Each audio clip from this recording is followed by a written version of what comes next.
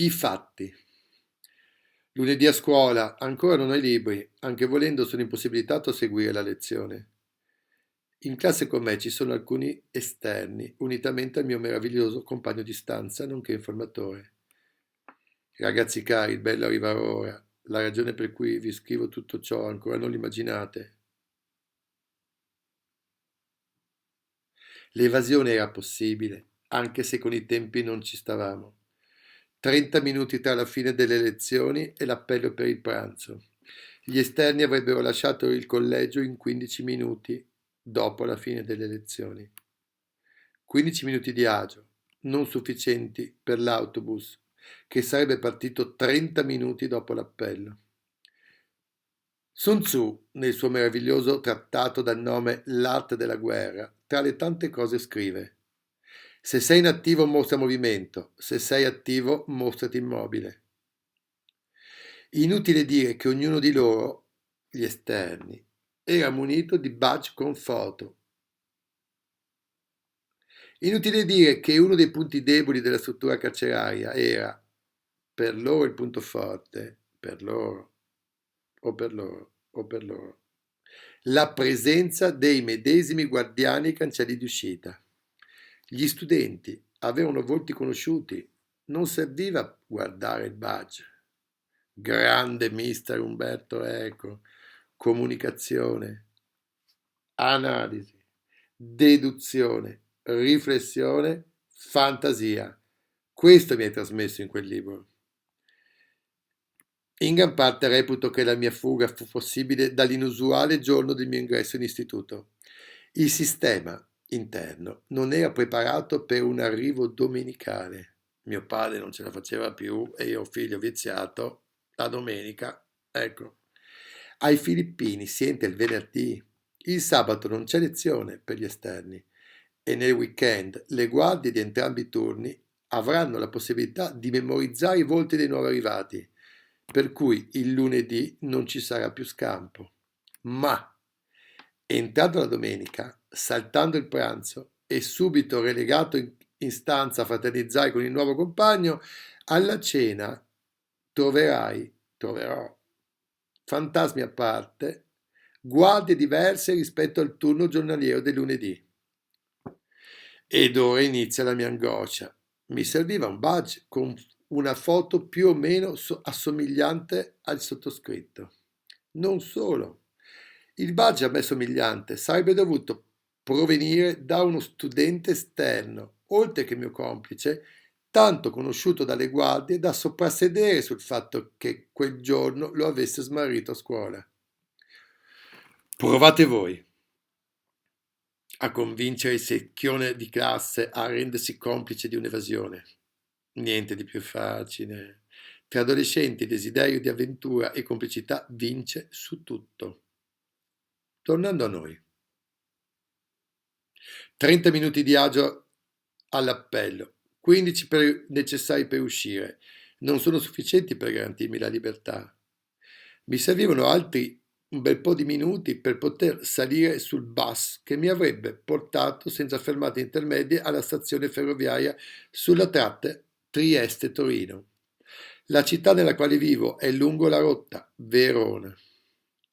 Bene, sono in coda per uscire dalla prigione in qualità di esterno. Scientificamente tengo il complice che mi ha donato il badge davanti a me.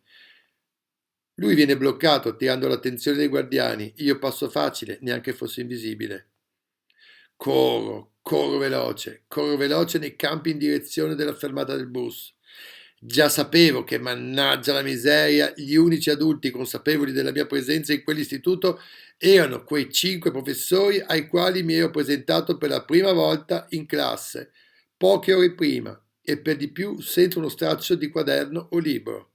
Come non ricordarsi di me? Dovevo correre nei campi, veloce come il vento, nel tentativo di precederli alla fermata del bus, avere il tempo di comprare il biglietto al bar accanto e nascondermi nel bagno in attesa del bus. Qui inizia il mio vero disagio. Provate voi 17enni ad evadere, passando improvvisamente dal sentirsi Tom Cruise in Mission Impossible a dover incutere reale terrore. Per reale intendo reale terrore animale, tipo tigre in gabbia o serial killer, a voi la scelta. Provate voi ragazzi, per quanto problematici, ragazzi per bene, tranquilli, così lontani dalla violenza da non conoscere il volto. La violenza si impara vivendola oppure subendola. Il terrore quando arriva arriva. Il terrore negli occhi altrui spaventa tanto quanto gli occhi altrui. Si tratta anche in questo caso di comunicazione. Ho scritto un'infinità di parole più o meno inutili esclusivamente per arrivare al punto focale di tutto ciò. La super angoscia provata nelle successive 36 ore sul treno Trieste-Torino, che poi divenne il Torino-Trieste, avanti e indietro, senza il coraggio di scendere a Verona. In quelle 36 ore sullo stesso treno ebbi tempo di incontrare tutti i turni di capotreno operanti sulla tratta, per diversi turni ciascuno. Lo giuro, per anni ed anni mi sono domandato se a quel tempo ero invisibile per davvero, oppure se questi adulti in divisa ferroviaria se ne fregarono nel vedere un ragazzino tanto munito di biglietto quanto palesemente in stato di disagio e per di più non accompagnato. La risposta a questa domanda mi arrivò solo molti anni dopo, in occasione del funerale di mio padre. Pensa un po'. Qualcuno tra i suoi amici di guerra, ex prigioniero di guerra della grande ultima guerra mondiale, senza alcuna dignità verso il mio nome proprio, disse: Ragazzo, evasione ben pensata. La raccolta delle informazioni necessarie all'impresa in così poco tempo ti danno merito. Purtroppo è riuscita a metà. Sul bus ci sei salito con le tue forze, ma sul treno ti ha messo tuo padre. Se non fosse stato per tuo padre che, una volta avvisato di tutto ciò, ha esplicitamente acconsentito a lasciarti libero di decidere le tue prossime azioni, saresti finito in gabbia prima di sera. È vero, eh? Su quel treno eri persona conosciuta. Il motivo per cui nessuno ti ha bloccato sta nella scelta della tua stazione dove scendere. L'unica a te possibile, quella della tua città, Verona. A cosa mi porta a pensare tutto ciò? A cosa ci porta a pensare tutto ciò? Penso che la fiducia in se stessi nasca dalla fiducia che altri hanno riposto in noi. Poco importa se espresso o meno. Penso inoltre quanto sia sottile la differenza tra mancato interesse nell'educazione del proprio figlio e la forza di educarlo, lasciandolo libero di agire, di prendere autonomamente consapevolezza delle proprie azioni, delle conseguenze che le stesse comportano, ma sempre pronto a cavarlo dai guai in caso di necessità.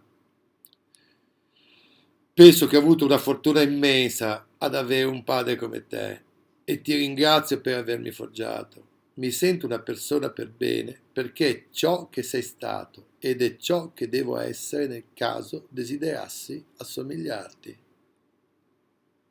Francesco Kovacs.